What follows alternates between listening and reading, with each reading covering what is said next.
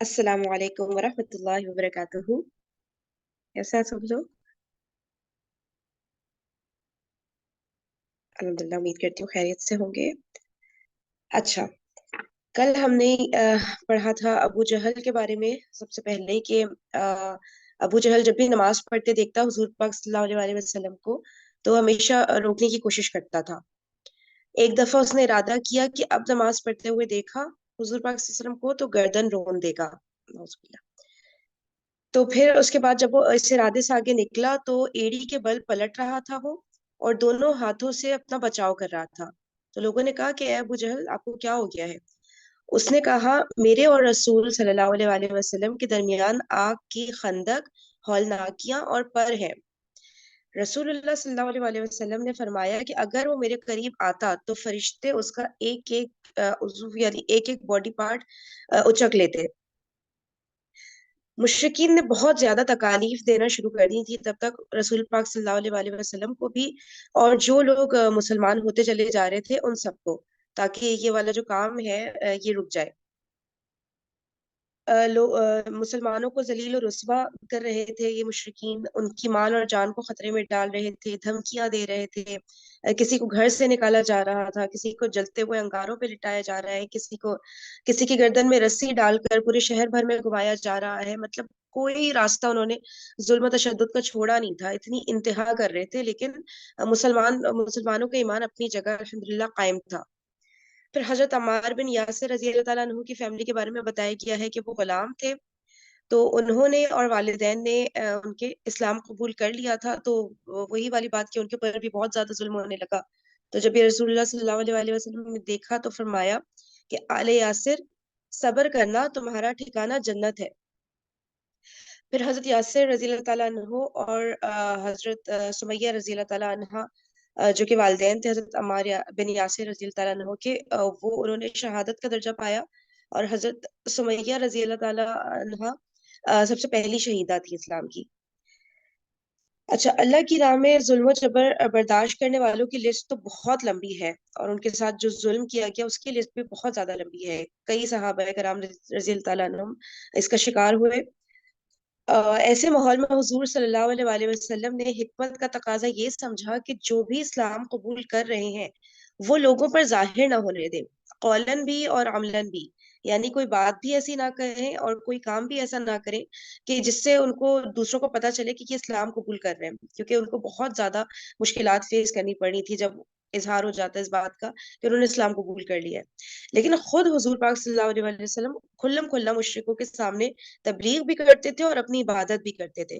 صرف دوسرے مسلمانوں کے لیے انہوں نے یہ رول سیٹ کیا تھا کہ وہ جو ہے دوسروں کو نہ بتائے. تو ان کو حضور پاک صلی اللہ علیہ وسلم کو کوئی ڈر نہ تھا. لیکن صحابہ کے لیے ظاہر ہے بات خطرے سے خالی نہیں تھی ان چیزوں کا اظہار کرنا، اس لیے ان کو منع کر دیا تھا. اور پھر بتایا گیا ہے دار ارقم کے بارے میں کہ کوہ صفا پر ایک الگ تھلگ جگہ پر ایک گھر تھا، ارقم بن ابل ارقم مخزومی کا. تو وہ مشرکوں سے تھوڑا سا مطلب الگ تھلگ تھا، ایزی تھا وہاں پہ اسلامک ایکٹیویٹیز کیری آؤٹ کرنا. تو اس کو دار ارقم کو مرکز بنا لیا تھا جہاں پہ مسلمان جمع ہوتے تھے. حضور پاک صلی اللہ علیہ وسلم بھی ان کے ساتھ پھر ان کو تعلیم و تبلیغ کرتے تھے یا کوئی بھی معاملات وغیرہ طے کرنے ہو تو اس کو سینٹر بنا لیا تھا. ٹھیک ہے، ادھر تک ہم نے کر لیا تھا کل. ہجرت حبشہ کا ایک سیکنڈ. پہلی ہجرت حبشہ ہم نے سٹارٹ کر لیا تھا، تو یہاں سے ہی آج سٹارٹ کر لیتے ہیں.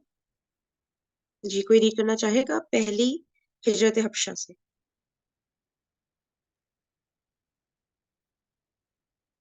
میں پڑھوں؟ جی جی. پہلی ہجرت حبشہ.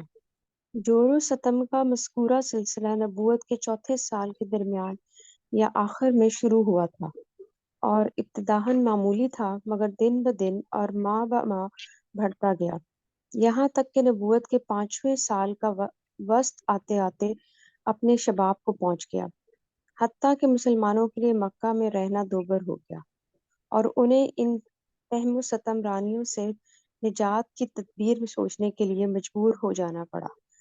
ان ہی سنگین اور تاریک حالات میں سورۃ کہف نازل ہوئی.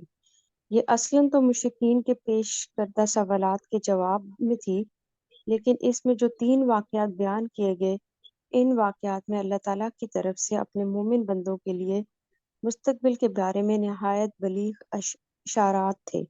چنانچہ اصحاب کہف کے واقعے میں یہ درس موجود ہے کہ جب دین اور ایمان خطرے میں ہو تو کفر اور ظلم کے مراکز سے ہجرت کے لیے تن بتقدیر نکل پڑنا چاہیے۔ ارشاد ہے، اور جب تم ان سے اور اللہ کے سوا ان کے دوسرے معبودوں سے الگ ہو گئے تو غار میں پناہ گیر ہو جاؤ، تمہارا رب تمہارے لیے اپنی رحمت پھیلا دے گا اور تمہارے کام کے لیے تمہاری سہولت کی چیز تمہیں مہیا کرے گا۔ اچھا، اس میں یہ ہے کہ جب کافی 5 سال ہو گئے تھے وہ یہ سارا ظلم سہتے سہتے، اور بہت زیادہ ہو گیا ہوا تھا یہ سب کچھ، تو ہمتیں بھی وہ اس طرح نہیں رہ رہی تھی، تو پھر یہ سورۃ کاف آئی تھی جس میں ایک بہت لمبا سا ایک واقعہ ہے 3 بندوں کا جو غار میں رہے تھے، وہ کل انہوں نے سنایا تھا سارا واقعہ۔ جی جی جی، وہ واقعہ ریپیٹ کرنے کی ضرورت نہیں۔ جی جی۔ ہاں، تو اور پھر وہ آیت جو ہے وہ ولی یہاں پہ اس کا ترجمہ کیا ہوا ہے کہ وہ اپنے ایمان بچانے کے لیے غار میں چھپ گئے تھے اور پھر کتنا عرصہ سو گئے تھے، اور اللہ تعالیٰ نے ان کے لیے سہولت پیدا کر دی تھی کہ جب مومن بندہ جو ہے وہ اللہ تعالیٰ کے لیے ظلم و ستم سہے گا تو پھر اللہ تعالیٰ ضرور اس کے لیے مددگار بنیں گے۔ موسیٰ مسلمانوں کی ہمت بڑھانے کے لیے اللہ تعالیٰ نے آیت نازل کی۔ موسیٰ اور خضر علیہ السلام کے واقعے سے یہ بات ثابت ہوتی ہے کہ نتائج ہمیشہ ظاہری حالات کے مطابق نہیں ہوتے، بلکہ بسا اوقات ظاہری حالات کے برعکس ہوتے ہیں۔ یہ موسیٰ اور حضرت خضر علیہ السلام کا بھی وہ سفر کا واقعہ تھا نا جس میں 3 چیزیں ہوئی تھیں، اور ہر دفعہ حضرت موسیٰ جو ہے وہ سوال کر لیتے تھے حضرت خضر علیہ السلام سے، اور بات جیسی نظر آ رہی ہوتی تھی ویسی ہوتی نہیں تھی، اس کی کچھ اور ہی حکمت ہوتی تھی۔ تو اس کا بھی بتایا ہوا ہے کہ بظاہر بات آپ کو کچھ اور لگ رہی ہوتی ہے لیکن اصل میں اس کا فائدہ ہی مطلب بظاہر آپ کو بات لگ رہی ہوتی ہے کہ غلط ہے لیکن اصل میں اس کا کوئی فائدہ ہی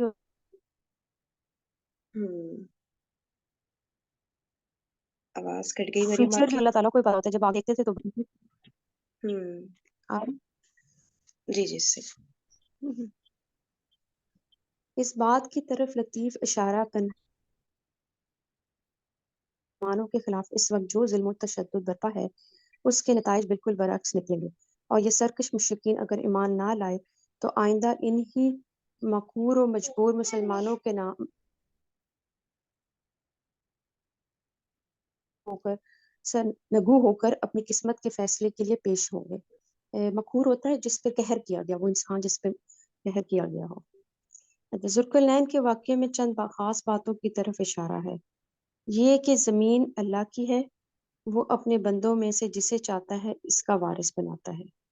نمبر 2، یہ کہ فلاح اور کامرانی ایمان ہی کی راہ میں ہے، کفر کی راہ میں نہیں۔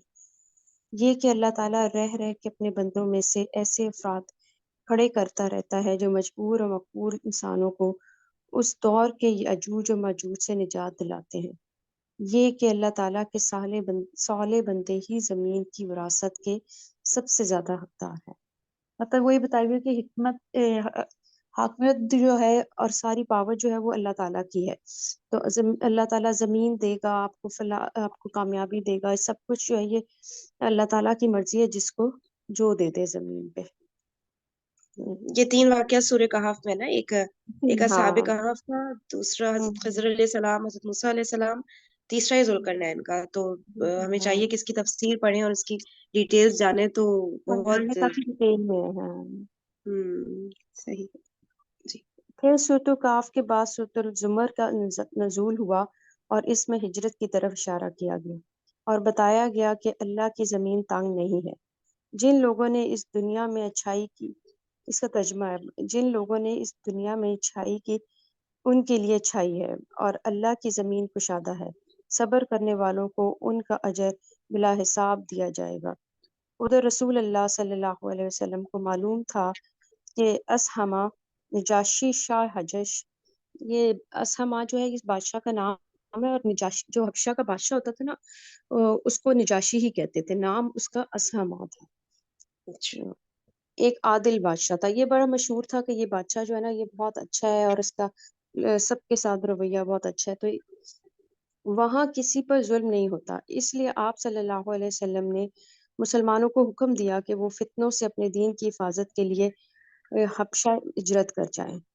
یہ نبی صلی اللہ علیہ وسلم جو ہے نا وہ خود اس لیے بھی ہجرت نہیں کی تھی کہ اللہ تعالیٰ کی طرف سے ان کو حکم نہیں آیا تھا، اس لیے انہوں نے کہا کہ جو مسلمان جو ہے نا وہ کچھ اپنی جماعت لے کے تو آپ لوگ ہجرت کر جاؤ، مجھے بھی اجازت نہیں ہے نکلنے کی۔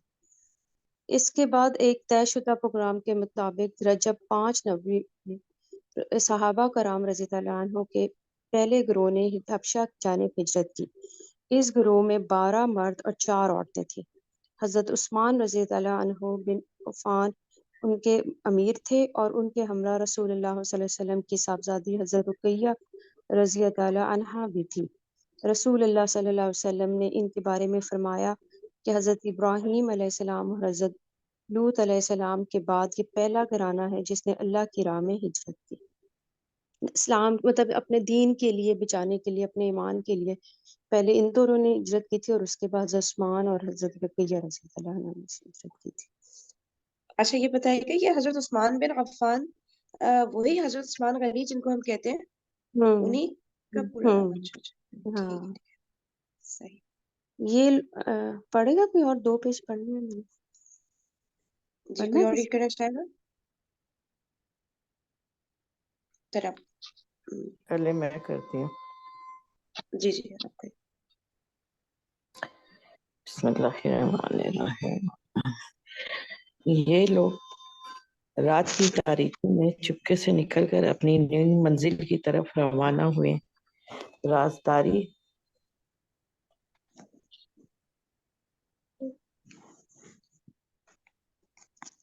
رازداری کا مقصد یہ تھا کہ قریش کو اس کا علم نہ ہو سکے۔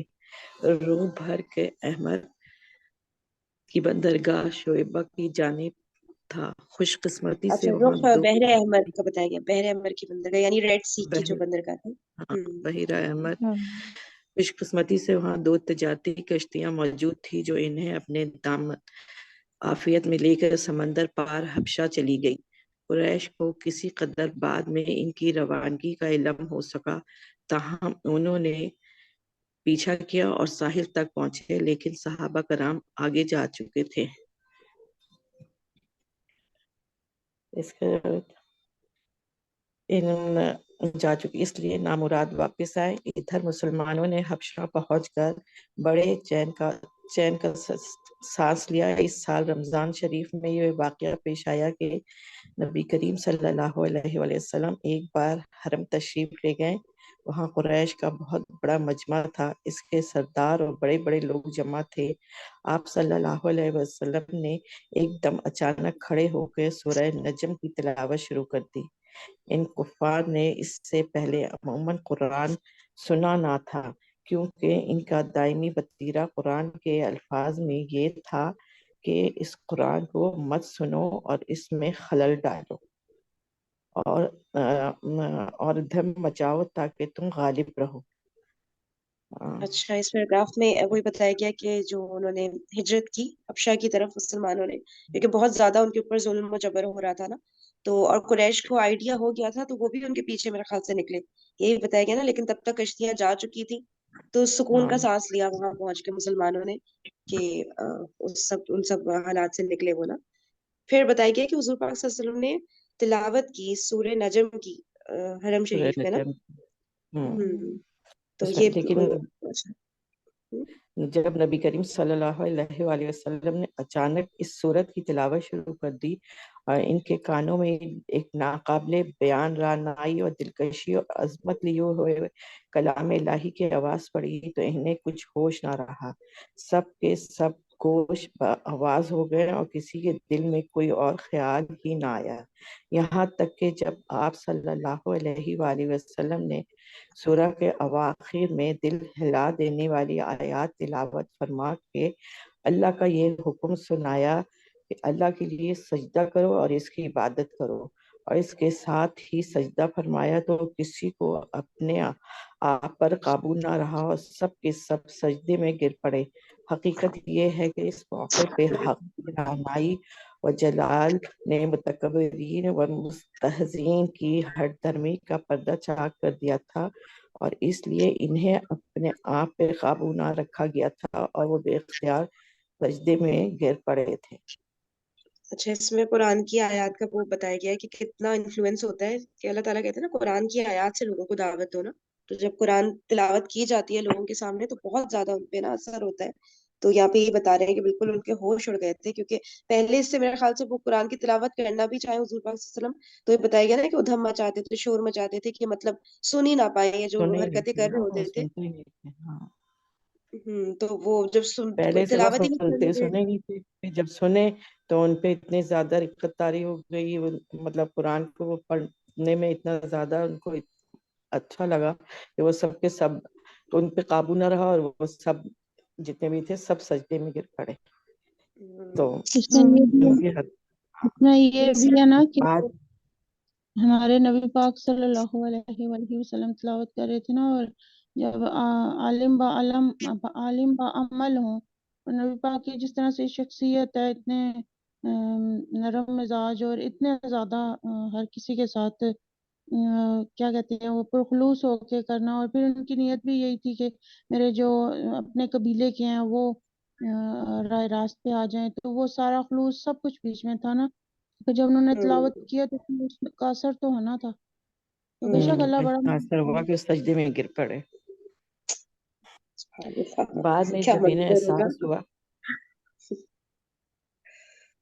جی بعد میں جب انہیں احساس ہوا کہ کلام الہی کے جلال نے ان کی لگام موڑ دی، اور وہ ٹھیک وہی کام کر بیٹھے جسے مٹانے اور ختم کرنے کے لیے انہوں نے ایڑی سے چوٹی تک کا زور لگا رکھا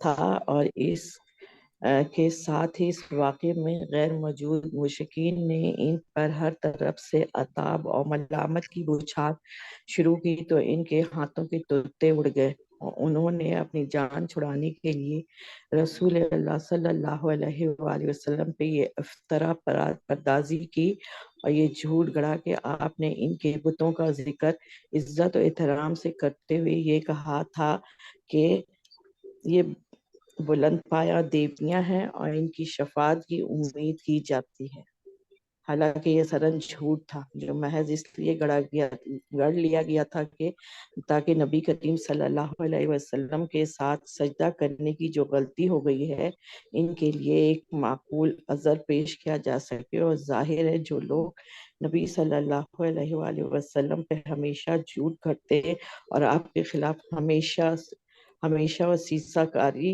اور افطرا پردازی کرتے رہتے تھے، وہ اپنا دامن بچانے کے لیے اس طرح کا جھوٹ کیوں نہ گھڑتے۔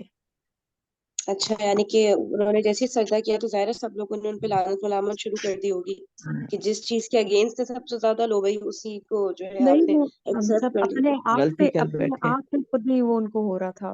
لوگ مطلب وہاں پہ جتنے لوگ موجود تھے سبھی سجدے میں گر گئے تھے، اور ان کو خود بھی نہیں پتا چلا کہ ہم نے کیا کیا ہے، سوائے یہ اچھا۔ کہتے کہ امیہ بن خلف جو ہے نا، اس نے سجدہ ہی کیا تھا، اور اس نے مٹی ہاتھ میں لے کے اپنے منہ پہ ماری تھی اور کہا تھا بس میں تو اتنا ہی کر سکتا ہوں۔ اس لیے کہ جب آپ سجدہ اچھا۔ کرتے ہو جہاں کھڑے ہو تو آپ مٹی والی جگہ پہ کھڑے تو آپ کے نیچے جاؤ گے نا، آپ زمین پہ سر رکھو گے اپنا، تو اس نے کھڑے کھڑے بس مٹی اٹھا کے تو اپنے منہ پہ مار لی تھی۔ تو لیکن یہ کہ وہ اپنے آپ کو بعد میں لعن تان کر رہے تھے کہ ہم نے یہ کیا ہے۔ اچھا اچھا اچھا، ہم نے اور پھر انہوں غلطی نے کر ریزن دیا یہ غلط غلط کہ وہ ہاں، کیونکہ پھر حضور اپنی پاک طرف صلی سے اللہ علیہ جواز بنا رہے ہیں اب اس چیز کا۔ ہاں، عذر پیش کیا۔ کہ مطلب ہمارے بتوں بہرحال کا عزت، جی جی ایک سیکنڈ، عزت و احترام سے ہمارے جو بت ہیں ان کی وہ کر رہا تھا، اس وجہ سے جو ہے ہم نے جو ہے سجدہ کیا تھا، اور کوئی وجہ نہیں دیا، تھی بس۔ اگر اور ہمیں ہاں ٹائم یہ ملے وجہ نا تھی تو سورۃ نجم کی کہ تلاوت ہمارے ترجمے کے ساتھ ایک دفعہ ہمیں سننی چاہیے، اس لیے کہ واقعی اس میں بہت اس طرح سب نا اللہ کا روب اس میں نظر آتا ہے آپ کو۔ آیات تھوڑا سا بتا سکتی ہیں شروع میں، بیچ میں، آخر میں، تھوڑا جب تک نہیں، سرچ کر رہی تھی آپ ویسے نہیں مجھے آتی، لیکن یہ کہ اچھا ہم اچھا، سن لیں اگر ہمیں ٹائم ملے تو ایک دفعہ۔ ہاں، چلے سے ٹھیک ہے ٹھیک ہے، جی آگے پڑھیے۔ بہرحال مشرکین کے سجدہ کرنے کے اس واقعی خبر حبشہ کے مہاجرین کو بھی ہوئی، لیکن اپنی اصل صورت سے بالکل ہٹ کر، یعنی انہیں یہ معلوم ہوا کہ قریش مسلمان ہو گئے ہیں، چنانچہ انہوں نے ماہ شوال میں مکہ واپسی کی راہ لی، لیکن جب اتنے قریب آ گئے کہ مکہ ایک دن سے بھی کم فاصلے پر رہ گیا تو حقیقت حال اشکارا ہوئی۔ اس کے بعد کچھ لوگ تو سیدھے حبشہ پلٹ گئے اور کچھ لوگ چھپ چھپا کر قریش کے کسی آدمی کی پناہ لے کر مکے میں داخل ہوئے۔ جی تھوڑا سا سمرائز کرتی دوسری ہیں اس کا؟ جی مریم، مریم تھوڑا سا اس کو سمرائز کر سجدے دیں۔ یہ سجدے والا واقعہ جو ہے نا، یہ اتنا مشہور ہو گیا تھا کہ حبشہ تک خبر چلی گئی تھی کہ وہاں تو سارا جو ہے مکہ وہ تو سجدے میں گر گیا۔ تو وہاں یہ خبر پھیل گئی کہ وہ ہوتا ہے نا کہ بات سے بات جب آگے نکلتی ہے، تو وہ بات یہ بن کے نکلی کہ یہ تو سب شاید ایمان لے آئے ہیں سارے۔ تو وہ جو حبشہ مسلمان گئے ہوئے تھے نا، انہوں نے کہا کہ یہ وہاں تو حالات بدل گئے ہیں، تو اب ہمیں واپس لوٹ جانا چاہیے۔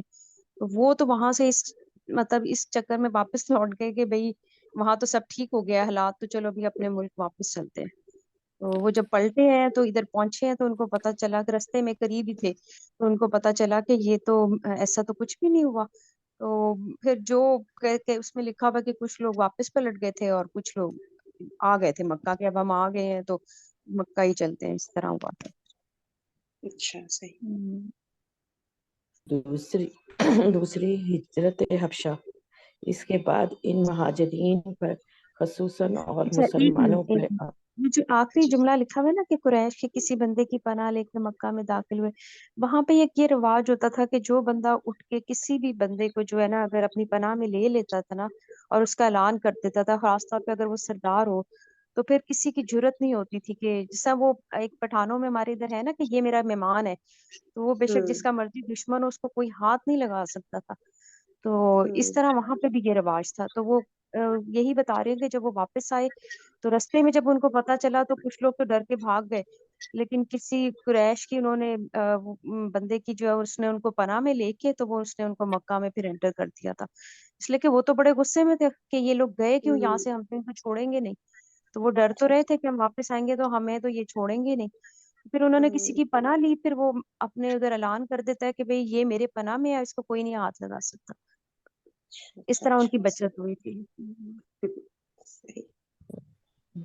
دوسری ہجرت حبشہ، اس کے بعد ان مہاجرین پہ خصوصاً اور مسلمانوں پہ عموماً قریش کا ظلم و تشدد و جور ستم اور بڑھ گیا، اور ان کے خاندان والوں نے انہیں خوب ستایا، کیونکہ قریش کو ان کے ساتھ نجاشی کے حسن سلوک کی جو خبر ملی تھی، اس پہ وہ نہایت بے جبین تھے۔ ناچار رسول اکرم صلی اللہ علیہ وآلہ وسلم نے صحابہ کرام کو پھر ہجرت حبشہ کا مشورہ دیا، لیکن دوسری ہجرت پہلی ہجرت کے بالمقابل اپنے دامن میں زیادہ مشکلات لیے ہوئے تھی، کیونکہ اب کی بار قریش پہلے سے زیادہ ہی چوکنا تھے اور ایسی کسی کوشش کو ناکام بنانے کا تہیہ کیے ہوئے تھے، لیکن مسلمان ان سے کہیں زیادہ مستعد ثابت ہوئے اور اللہ نے ان کے لیے سفر آسان بنا دیا۔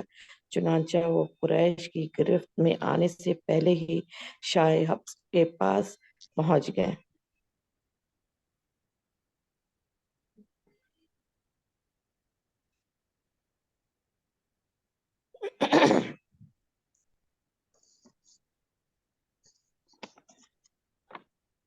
جی پیش چلو۔ اس دفعہ کل 82 یا 83 مردوں نے ہجرت کی۔ حضرت عمار کی ہجرت مختلف بھی ہے، اور 18 یا 19 عورتوں نے 39 علامہ منصور پوری رحمت اللہ نے یقین کے ساتھ عورتوں کی تعداد 18 لکھی ہے۔ صحیح 50 جی، کیا لکھا جزاک ہوا؟ اللہ۔ وہ لکھا ہے، وہ حاشیہ نمبر ہے نا، وہ لکھا ہے۔ جزاک اللہ، مہاجرین بہت شکریہ۔ جی کوئی اور ریڈ کرنا چاہتے؟ بہت شکریہ۔ میں پڑھوں گا۔ مہاجرین حبشہ کے خلاف قریش کی سازش۔ مشرکین کو سخت قلق تھا کہ یہ قلق کیا ہوتا ہے، کسی کو پتہ ہے؟ سخت قلق تھا۔ آگے ریڈ کریں تو شاید سمجھ آ جائے مطلب۔ مشرکین کو سخت غلط تھا کہ مسلمان اپنی جان اور اپنا دین بچا کر ایک پرامن جگہ بھاگ گئے ہیں، لہٰذا انہوں پشتاوا، نے ہاں جی، ذہن میں اچھا پشتاوا، ہاں جی، اچھا اچھا لہٰذا انہوں نے عمر بن عاص رضی اللہ تعالیٰ عنہ اور عبداللہ بن ربیعہ کو، جو گہری سوجھ بوجھ کے مالک تھے اور ابھی مسلمان نہیں ہوئے تھے، ایک اہم سفارتی مہم کے لیے منتخب کیا، اور ان دونوں کو نجاشی اور بطریقیوں کی خدمت میں پیش کرنے کے لیے بہترین تحفے اور ہدیے دے کر حبش روانہ کیا۔ ان دونوں نے پہلے حبش پہنچ کر بطریقیوں کو تحائف پیش کیے اور پھر انہیں اپنے ان دلائل سے آگاہ کیا جن کی بنیاد پر وہ مسلمانوں کو حبش سے نکلوانا چاہتے تھے۔ جب بطریقیوں نے اس بات سے اتفاق کر لیا وہ نجاشی کو مسلمانوں کے نکال دینے کا مشورہ دیں گے، تو یہ دونوں نجاشی کے حضور حاضر ہوئے اور تحفے تحائف پیش کر کے اپنا مدعا یوں راز کیا: اے بادشاہ، آپ کے ملک میں ہمارے کچھ ناسمجھ نوجوان بھاگ آئے ہیں، انہوں نے اپنی قوم کا دین چھوڑ دیا ہے، لیکن آپ کے دین میں بھی داخل نہیں ہوئے ہیں، بلکہ ایک نیا دین ایجاد کیا ہے جسے نہ ہم جانتے ہیں نہ آپ کی خدمت میں انہی کی بابت ان کے والدین، چچاؤں اور کنبے قبیلے کے مائدین نے بھیجا ہے۔ مقصد یہ ہے کہ آپ انہیں ان کے پاس واپس بھیج دیں، کیونکہ وہ لوگ ان پر کڑی نگاہ رکھتے ہیں اور ان کی حامی اور اطراف کے اسباب کو بہتر طور پر سمجھتے ہیں۔ جب یہ دونوں اپنا مدعا عرض کر چکے تو بطریقیوں نے کہا: بادشاہ سلامت، یہ دونوں ٹھیک ہی کہہ رہے ہیں، آپ ان جوانوں کو ان دونوں کے حوالے کر دیں، یہ دونوں انہیں ان کی قوم اور ان کے ملک میں واپس پہنچا دیں گے۔ لیکن نجاشی نے سوچا اس قضیے کو گہرائی سے کھنگالنا اور اس کے تمام پہلوؤں کو سننا ضروری ہے، چنانچہ اس نے مسلمانوں کو بلا بھیجا۔ مسلمان یہ تہیہ کر کے اس کے دربار میں آئے کہ ہم سچ ہی بولیں گے، خواہ نتیجہ کچھ بھی ہو۔ جب مسلمان آ گئے تو نجاشی نے پوچھا: یہ کون سا دین ہے جس کی بنیاد پر تم نے اپنی قوم سے علیحدگی اختیار کر لی ہے، لیکن میرے دین میں بھی داخل نہیں ہوئے ہو اور نہ ان ملتوں ہی میں سے کسی کے دین میں داخل ہوئے ہو؟ مسلمان کے ترجمان حضرت جعفر بن ابی طالب رضی اللہ تعالیٰ عنہ نے کہا: اے بادشاہ، ہم ایسی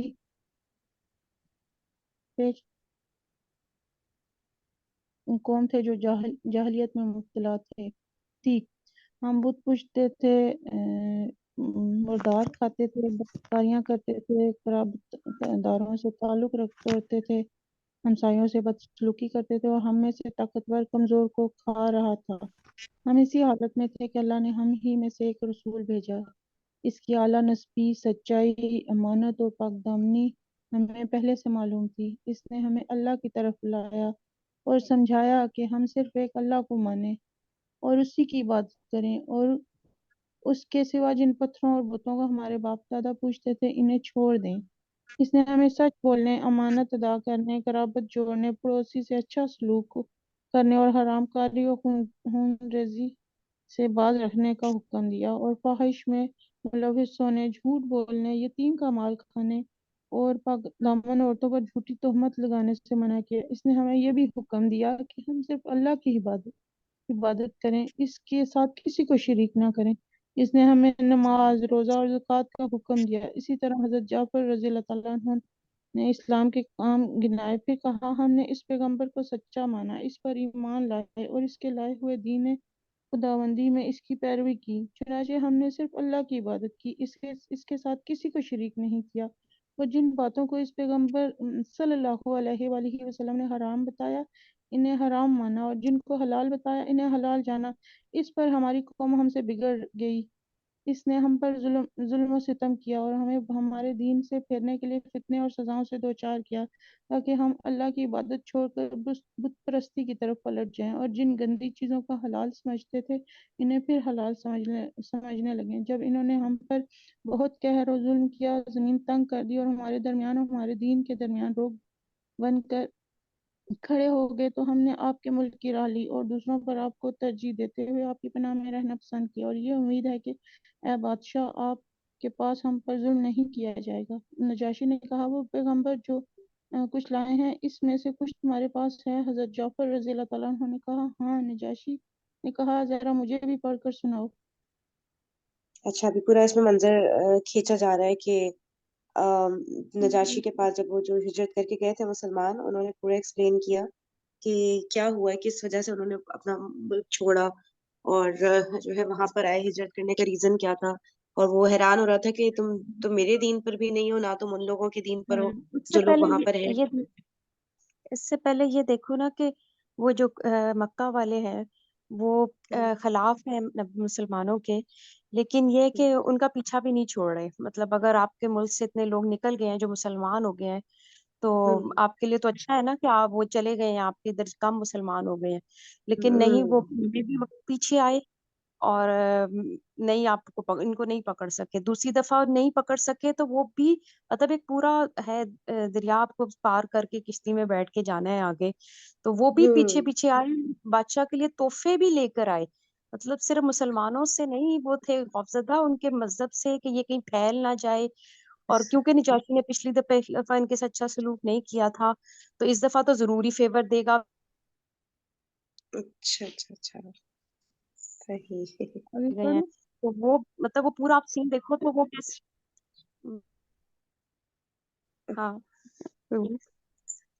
صحیح ہاں، صحیح اس میں یہ بھی ہے نا کہ اب اگر یہ سارا کچھ پڑھو تو اپنے موجودہ حالات کو دیکھو تو ہم کس جگہ پہ کھڑے ہیں. ہم بھی تو ایسے ہی ہیں نا، ہمارے بھی جو حکمران ہیں ان کو تحفے تحائف دیے جاتے ہیں. اور ہماری جو جس طرح سے عافیہ صدیقی ہے، ہماری مسلمان بچی جو اتنے عرصے سے امریکہ کی قید میں ہے، سارا کچھ دیکھو تو ایسے لگتا ہے ہم کتنے نافرمانی میں ہیں. اپنا آپ دیکھو تو اتنا لگتا ہے کہ مطلب ہم اسی طرح سے ہی ہو گئے ہیں نا، جس چیز سے منع کیا جا رہا ہے وہی کرتے جا رہے ہیں. بس اللہ ہمیں ہدایت دے، یہی دعا کر سکتے ہیں. صحیح بات ہے. جی شاء حضرت جعفر رضی اللہ تعالیٰ عنہ نے سورہ مریم کی ابتدائی آیات تلاوت فرمائی. نجاشی اس قدر رویا کہ اس کی داڑھی تر ہو گئی. نجاشی کے تمام اسکاف بھی حضرت جعفر رضی اللہ تعالیٰ عنہ کی تلاوت سن کر اس قدر روئے کہ ان کے صحیفے تر ہو گئے. پھر نجاشی نے کہا، یہ کلام اور وہ کلام جو حضرت عیسیٰ علیہ السلام لے کر آئے تھے دونوں ایک ہی شمعدان سے نکلے ہوئے ہیں.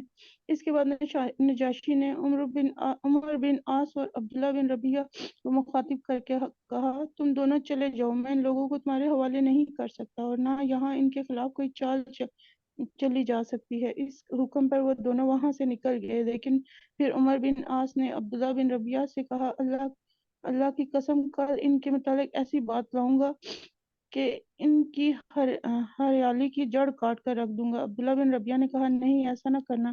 ان لوگوں نے اگرچہ ہمارے خلاف کیا ہے لیکن ہیں بہرحال ہمارے اپنے ہی کنبے قبیلے کے لوگ. مگر عمر بن عاص اپنی رائے پر اڑے رہے. اگلا دن آیا تو عمر بن عاص نے نجاشی سے کہا. تک رکھتے ہیں. ٹھیک ہے، جی ادھر تک آج رکھتے ہیں، ادھر تک رکھتے ہیں. پھر آپ اپنا آج اسپیشل دعا کرانی تھی نا جمعے کے حوالے سے. جی جی ٹھیک ہے، تو پھر ایسا کرتے ہیں میٹنگ کو سب جو ہے لیو کر لیں اور دوبارہ سے جوائن کر لیں تاکہ پھر دعا اسٹارٹ کریں انشاءاللہ. ٹھیک.